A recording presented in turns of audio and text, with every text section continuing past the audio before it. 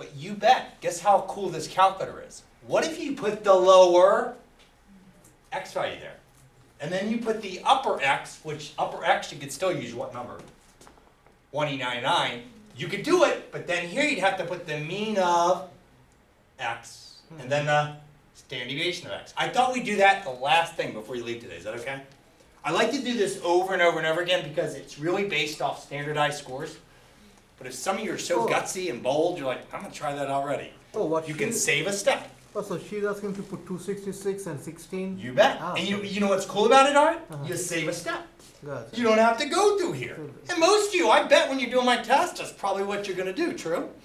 But I don't want to do it yet because if I do that, students can lose sight of the conceptual idea of what's going on here. We're doing this based off these z-scores, which were based off that funny curve right there.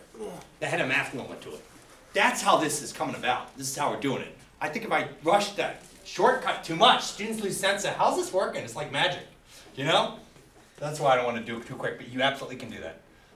So when this came out for this one, let's try letter B. Letter B.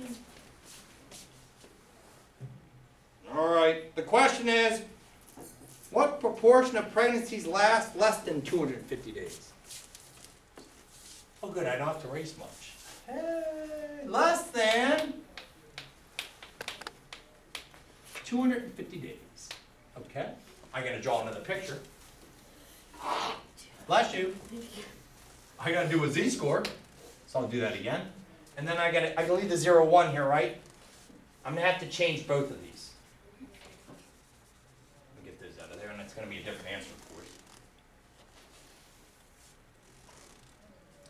Hey, are there any math geeks in here like me? Do you know how a mathematician or statistician writes this? They read this question out of the book. You know what they write? They go, P for proportion,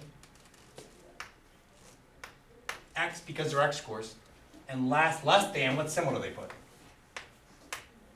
That's how they write it. So if anybody wants to write like a, you don't have to write that to autumn. I'm serious. But that's how math geeks write, true? You know, they read something and they write stuff like that. You say, do you have to do that? No, but if you want to, it maybe keeps you organized. Like the last one, I could have written P, X, greater than or equal to, and then you could change this to, in step 2, we're going P, Z less than that, right? That's what we're getting to down here. This is called standardizing. So we can get the actual estimated proportion. All right, everyone, I'm going to make a picture. Whoop. Where's 250? It's over here somewhere, right? Don't have to be perfect. And maybe over here, right? Which way do I shade? To the left. Because it said less than, right? Now how do I get the z-score? That's an x equal to 250. 250 minus 266 divided the... Are you kidding me? This is coming out too neat. What is this? 1. Negative Positive 1. or negative? Negative. Good, and we expect that, everyone. Don't we expect a negative z-score? Keep in mind, Autumn, sometimes this has like 8 values after the decimal place. I would have written them all. So in it right here, that's x. Z equals negative 1 right there. Whoops.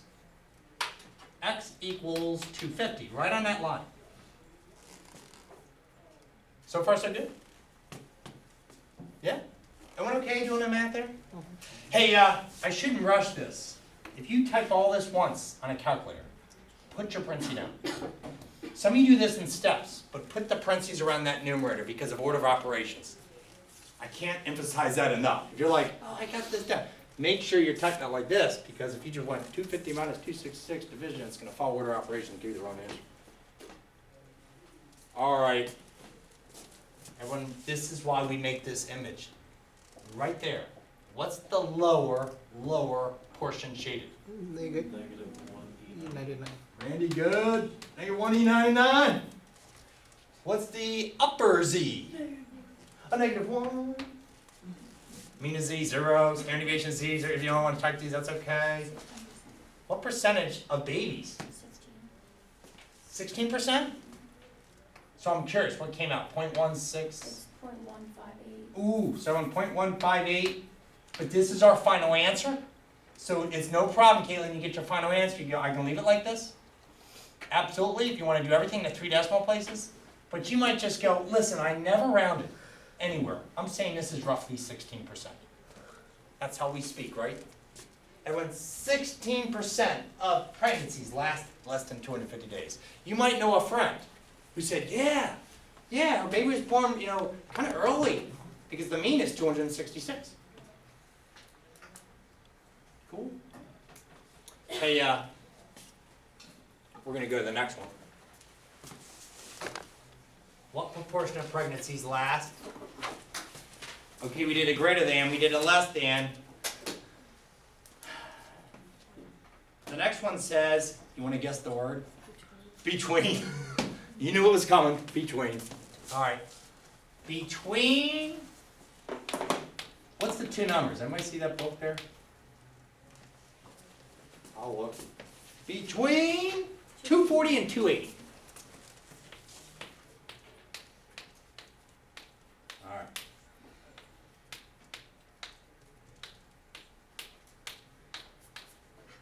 What proportion of pregnancies last between 240 days and 280 days? All right. Make a picture. Where am I shading? Where's 240? Off to the left. Where's 280? To the right. To the right. Remember, this does not have to be the prettiest of pictures. We're just making some kind of image to represent this. Where am I shading? In the center. In the center. I can already tell her when you agree, I'm not hitting any 1E99s or negative 1E99s now. All I need are z-scores. But in step 2, everyone, how many z-scores do I have to get? 2. 2 of them. I need 2 of these. So I might as well write 2 of them. I'm going to need a lower z-score and an upper z-score because I got to find 2 of them. All right. Well, if I put 280 here, and then this one I'll do the 240. And when I'm being honest, I'm going to write out every decimal, every point, every value that comes after that decimal place here and here. Okay? So what comes out on that calculator? I'm just curious. 280 minus 266 divided by 16. I'm writing it all out. I'm not rounding that. Because I'm in step 2. Don't round that early. And I get 0.875, right? That's the z-score. Right here, z equals 0.875. Now I'm going to do this z-score. Okay? Well, what's this z-score? I think the same but negative, right? Is it? Let's see, or maybe. Let's say no. And when I hit that, I like that second enter button. I gotta write all these numbers. I can't round. Negative 1.625. Never round to the last step. Never, never, never round to the last step. Okay. I got my 2 numbers. 0.875 z-score and a negative 1.625 for this z-score. Cool. So what goes here? Which number? Negative 1.625. 1.625. And what's this one? 0.875. And what do y'all get? 0.757. Roughly 76% of pregnancies, huh? Isn't this stuff cool? Hey, I do want to make up letter D if you don't mind. Letter D says this. The wording percentile rank. So I'm going to show you that before you leave. The first thing is, before I show you letter D, there's 2 more things I just want to show you, and then we'll bust out of here. Here's the first thing. Who likes shortcuts? Okay. If you're like, man, I'm getting tired of getting these z-scores. You understand this is based on z-scores, right? But now that you understand that, You want to bypass this step? You can do it every time, but guess what you're going to have to put here? Your lower X, x, your upper X, x, the mean of X, x, and the standard deviation of. X.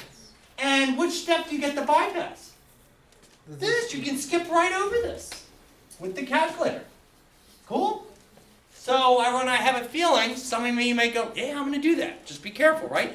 What's the lower x value for this problem? 240. 240. Okay. What's the upper x? 280. 280. Now be careful, this isn't 0 anymore. What's the mean for these pregnancies? 266. Ah, it's a 266. And then a 60. Isn't that cool? I mean, who likes that? And you go, oh, can I do that on a test? Yes. Can I do it on a test? Yes. You know, my only fear is if someone learned it that way, they might not understand conceptually this was based on z-scores. And now the last thing I wanted to show you today, everyone, I have to make this problem up because it wasn't written in this problem. What if they say, so if I call that, last one was C, right?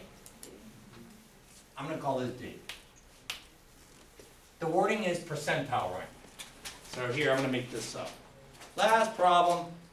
Everyone, what is the percentile rank?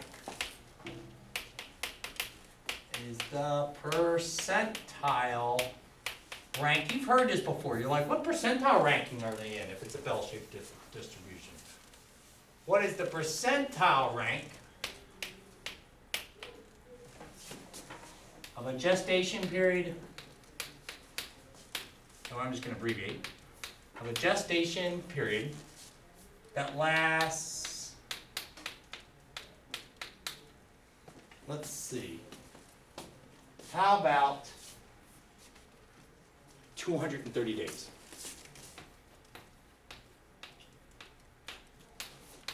And I'll put a question mark. Get this out of the way. First thing is, we got to make a picture, right? We always make a picture. Here's what you do. Would you remember this for the wording percentile rank? You always shade from the left. You always shade from the left. For the wording, what is the percentile ranking? Because it always accumulates from 0%. Does that make sense? So if they say percentile rank, Michael, always go from the left side and shade. How far do I shade to? Where's 230? 230 is off to the left side somewhere, right? But hold on, when you go, what's the percentile rank? You'll see this on the chocolate chips question. You shade from the left, so when you get to this question right here, everyone, is that okay if we use the shortcut this time? Are you sure? I'm going to bypass step one.